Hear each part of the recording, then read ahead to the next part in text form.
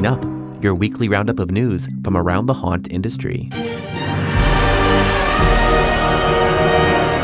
Welcome to the show. I'm Philip.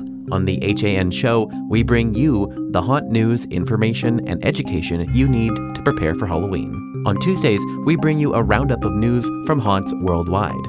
Read more about these stories and so much more in our free weekly newsletter. Subscribe at the link in the show notes. And as always, for the news roundup, I'm passing it off to Daryl.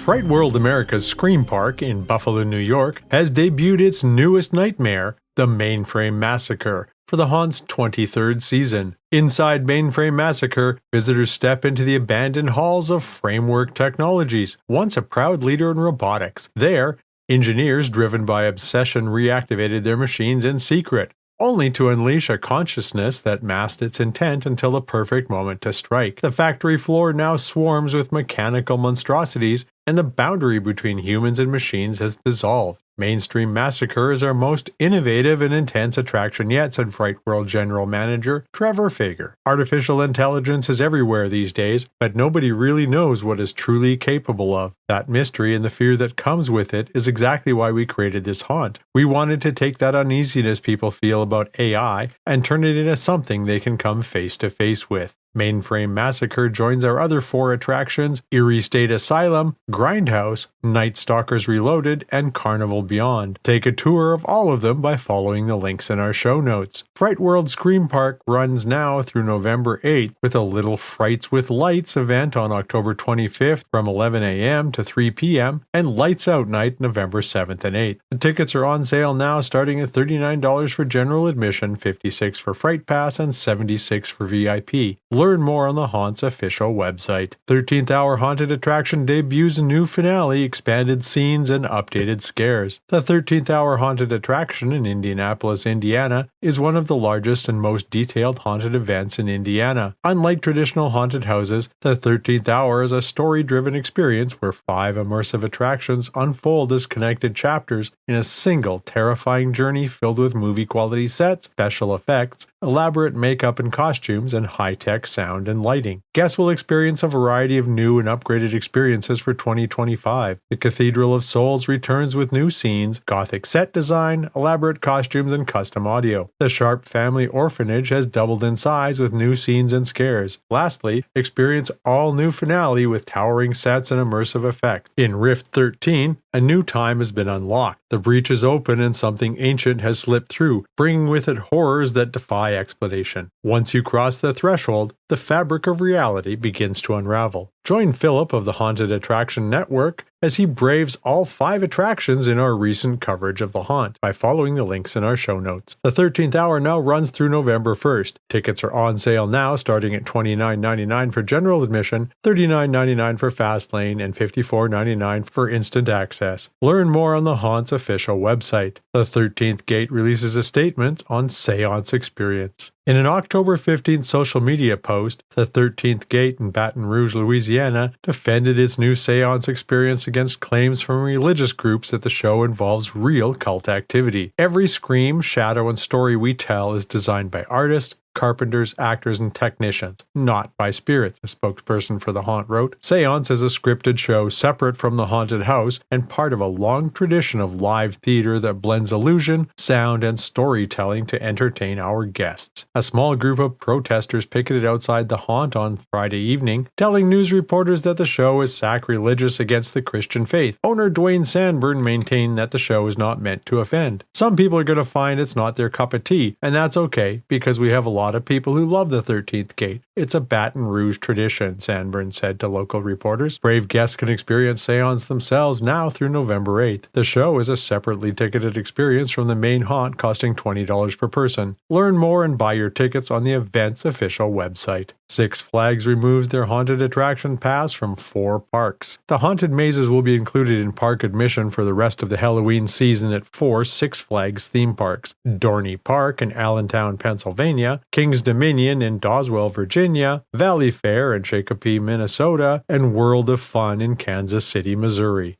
In August, these and other Six Flags Park announced that park goers, including season pass holders, would have to purchase a separate haunted attractions pass, costing between $10 to $30 depending on the night, to experience the mazes during the Halloween season. The change drew criticism from pass holders and longtime fans, despite the park's claims the new pass would allow them to better manage guest flow and enhance the maze experience. In mid-October, the four parks announced the removal of the Haunted Attraction Pass for the remainder of the season on their respective websites. A Six Flags spokesperson addressed the reversal, stating, "We regularly review and revise policies and programs to provide the best possible experience for our guests. Due to demand and the typical wait times of our haunted mazes, we are able to increase volume at select parks, while other parks will maintain the premium experience for our guests. The Haunted Attractions Pass will continue at other Six Flags parks that introduced the passes this year." Six Flags leadership shakeup: what's really going on? Six Flags is losing more of its board. Executive Chairman Salim Basoul and Lead Independent Director Daniel Hanrahan will leave the board at year's end following CEO Richard Zimmerman's exit announcement. Basoul, who also lined up a new role outside the industry, will remain as a consultant through the launch of Six Flags Qiddiya City in Saudi Arabia. The company stumbled when its first press release listed Qiddiya City opening in 2026, only to issue an immediate correction claiming 2025, adding to investor confusion.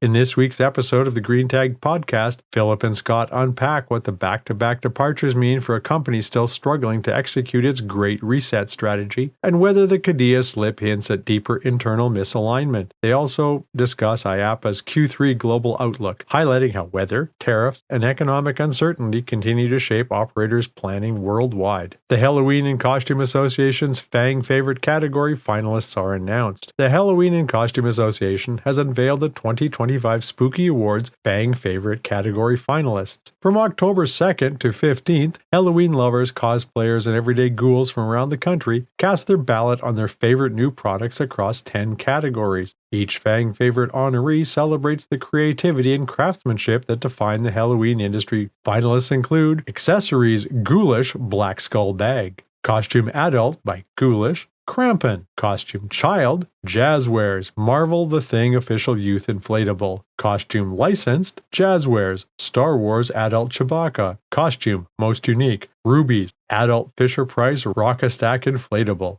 Costume Non-Character, Imposta Costumes, The Cooked Turkey, Decor by Ghoulish, The Vecna Floating Prop, Makeup by Ghoulish, Pumpkin Face Scarification, Masks by Ghoulish, Frankenstein Green, and the most innovative, Bones and Friends, Bones is Back book and toy set.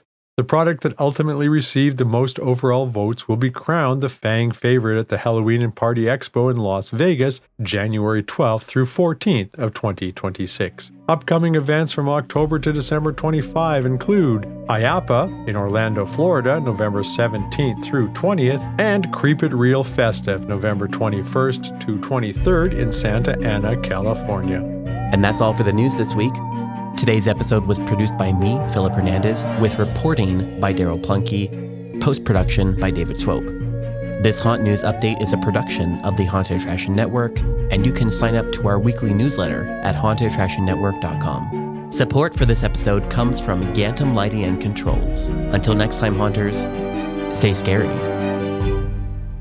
This is a Haunted Attraction Network production.